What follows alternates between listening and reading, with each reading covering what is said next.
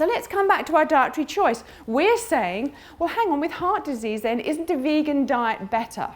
Well, let me read you something that's rather interesting here.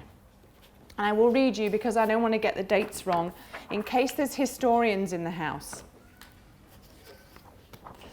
Sometimes I have difficulty remembering what I did last week or yesterday. Never mind historical dates. It was 1990, sorry, no it wasn't, you see, I got it wrong already, 1890. In 1890, there were no records of coronary heart disease whatsoever.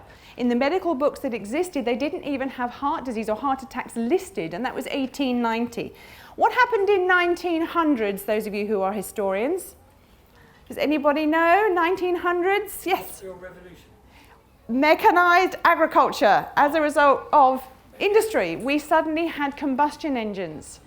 Now, back in the you see, I told you the dates, I'm terrible with dates.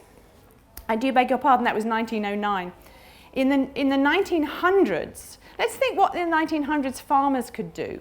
Farmers could work 2 to 3 acres of land a day, right? That's all they could do with their horses ploughing the fields and so on. So they would produce enormous amounts of grain, or just modest amounts, do you think?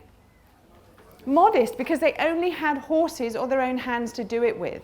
So they didn't have enough grains and so on to start feeding animals grains. They only had just enough to feed their communities. And then it was 1909 that we started to have mechanized agriculture.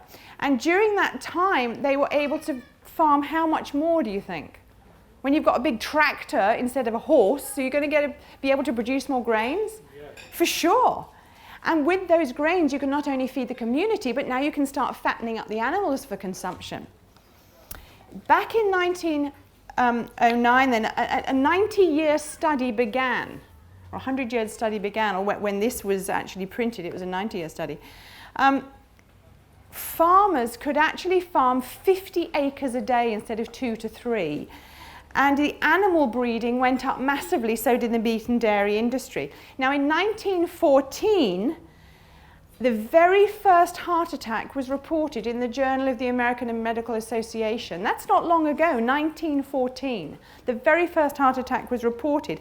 In 1921, Dr. Paul Dudley White, who was President Eisenhower's cardiologist, he saw his first heart attack for the very first time in 1921. And then the basic food groups were introduced in 1930, and so it went on until they evolved from the 12 down to the 4 food groups we know today.